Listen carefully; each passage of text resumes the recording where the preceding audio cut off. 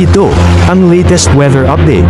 Alamin ang pinakasariwang ulat panahon ngayon dito sa Information TV Educational Channel. Sa kasalukuyan ay patuloy na umiiral itong hanging amihan o northeast monsoon dito sa may bahagi ng Northern Luzon na inaasahan magdadala ng malamig na panahon at may mga maulap na kalangitan at mga pag-ulan sa may bahagi ng Cagayan Valley at gayon din sa may Cordillera Administrative Region.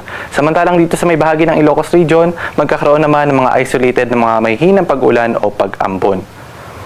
At dahil nga sa pag-iral ng hanging amihan at ng easterlies o yung hanging nagmumula sa karagatang Pasipiko, patuloy rin ang umiiral itong shear line o yung salubungan ng hangin nitong amihan at ng easterlies at siya namang nakakaapekto dito sa may bahagi o sa may silangang bahagi ng Central Luzon. Inaasahan natin na magdadala rin ito ng mga pag-ulan sa ilang bahagi ng Central Luzon, Calabarzon at sa may Metro Manila ngayong maghapon.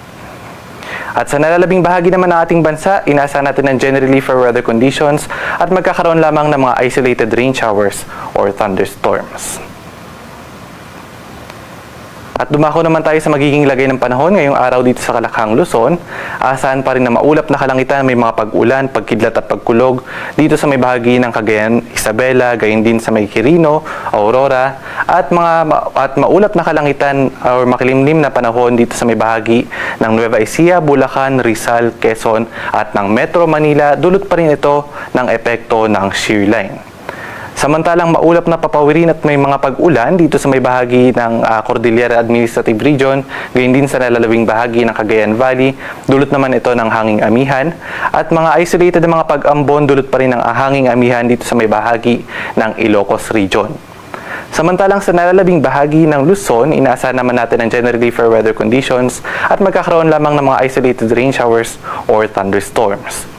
Agwat ng temperatura dito sa Metro Manila ay nasa 25 to 30 degrees Celsius. Sa may Tuguegarao ay 23 to 28. Sa may Labag City ay nasa 24 to 31. Baguio City ay 17 to 23. Tagaytay 21 to 29.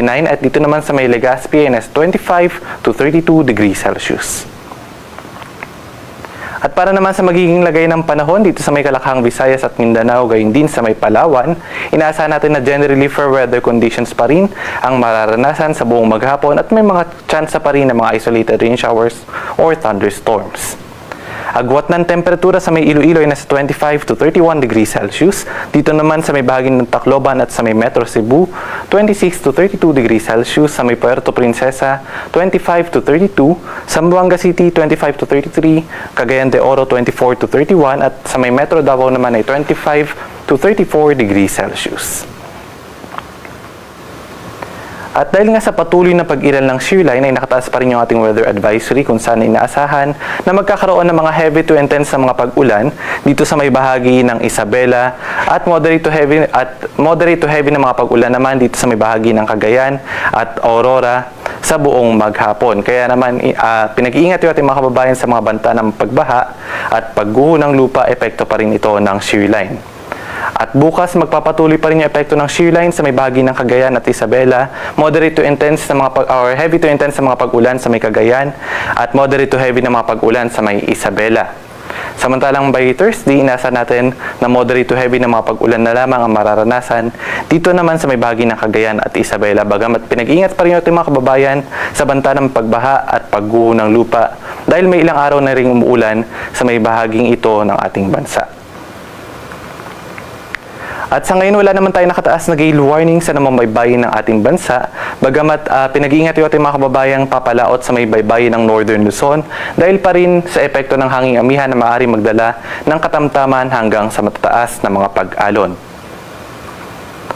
At ang sunrise ngayong umaga ay nasa natin at 6:06 ng umaga at lulubog naman ng haring araw na mamayang 5:25 ng hapon.